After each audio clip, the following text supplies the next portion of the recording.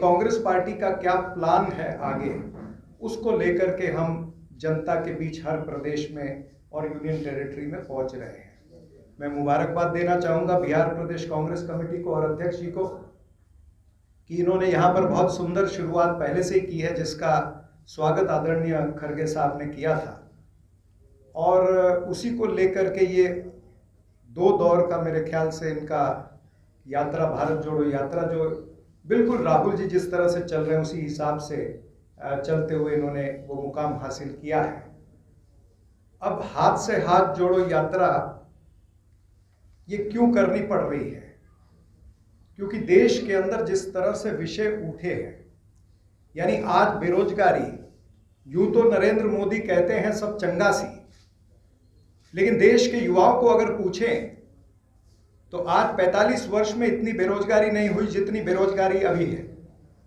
CMI का data यानी सरकार का डेटा कहता है कि 8.4% से ज्यादा बेरोजगारी हो चुकी है। एक तरफ बेरोजगारी और दूसरी तरफ महंगाई की मार, यानी महंगाई को अगर आप देखें तो वो जीवन आवश्यक वस्तुएं हैं या पेट्रोल डीजल है या अनेक और सारी वस्तुएं हैं, हर चीज, एलपीजी गैस जो 410 रुपए की मिलती थी वो आज 1050 रुपए की मिलती है, उसी तरह से पीएनजी गैस भी। तो बेरोजगारी, महंगाई, और उसके बाद जो इस सरकार ने वादा किया था किसानों से कि 2022 तक हम सभी किसानों की आय जो है वो दुगनी करेंगे, एमएसपी C2 प्लस 50% की एमएसपी हम देंगे, उस वादे पर भी ये खरे नहीं उतरे। उल्टा किसानों की जो आमदनी है वो घटी है और लागत उनकी बढ़ गई है। युवाओं से धोखा, किसानों से धोखा, और उसी तरह से महंगाई। उसके बाद में हमारे जो देश का अंतर्राष्ट्रीय बॉर्डर है, चीन का बॉर्डर, उसको लेकर के जिस तरह से 2000 स्क्वायर किलोमीटर का चीन ने घुसपैठ करी है, यानी आज 65 जगह थी पहले जहां पर हिंदुस्तान की सेना जो है वो पेट्रोलिंग करती थी, 65 जगह में गश्त लगती थी, आज 26 जगह में गश्त नहीं लग रही है। ऐसी परिस्थिति देश के अंदर आ गई है और प्रधानमंत्री कहते हैं कि कोई घुसा ही नहीं है, सब चंगासी, ये प्रधानमंत्री कहते हैं। आर्थिक विषमता की बात है। आज देश के अंदर अगर आप परिस्थिति देखेंगे तो अमीर और अमीर होता जा रहा है, गरीब और गरीब होता जा रहा है। अडानी जैसे लोग 3 वर्षों के अंदर विश्व के तीसरा अमीर व्यक्ति बन जाता है, और गरीब की नौकरी जो है वो 12 करोड़ नौकरियां पिछले 2 वर्षों में गई है। तो इन तमाम सारे विषयों को लेकर के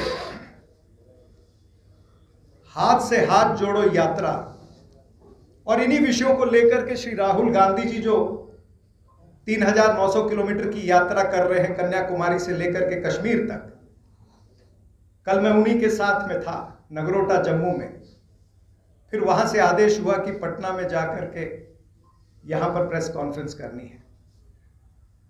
तो ये 3900 किलोमीटर की यात्रा, इसका जो उद्देश्य है वो आदरणीय खड़गे साहब और आदरणीय श्री राहुल गांधी जी और आदरणीय श्रीमती सोनिया गांधी जी चाहते हैं कि हम ग्रास रूट तक इस उद्देश्य को और इन सारी चीजों को लेकर के जाएं।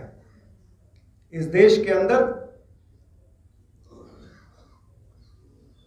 10 लाख बूथ, 2.5 लाख ग्राम पंचायत और करीबन 6 लाख गांव है।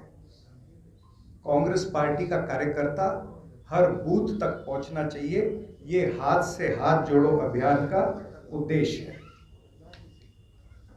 26 जनवरी यानी कल से 26 मार्च तक का समय है।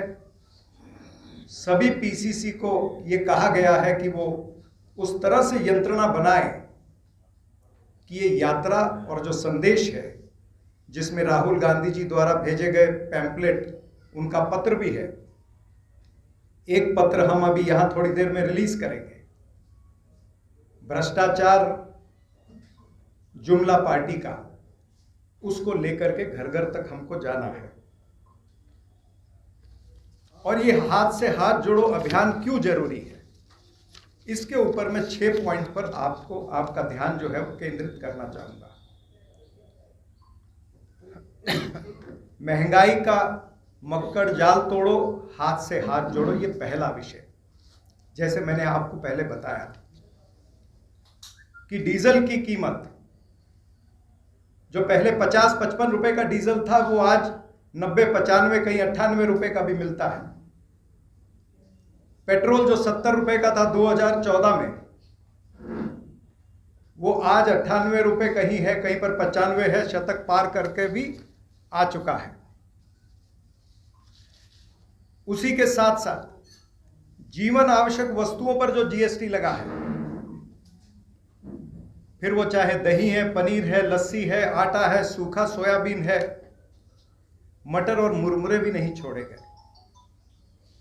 मुझे याद है एक बार आदरणीय प्रधानमंत्री जी ने कहा था कि मैं हवाई चप्पल वाले को हवाई जहाज में देखना चाहता हूं, और प्रधानमंत्री ने हवाई चप्पल से लेकर के हवाई जहाज तक जीएसटी लगा दी है।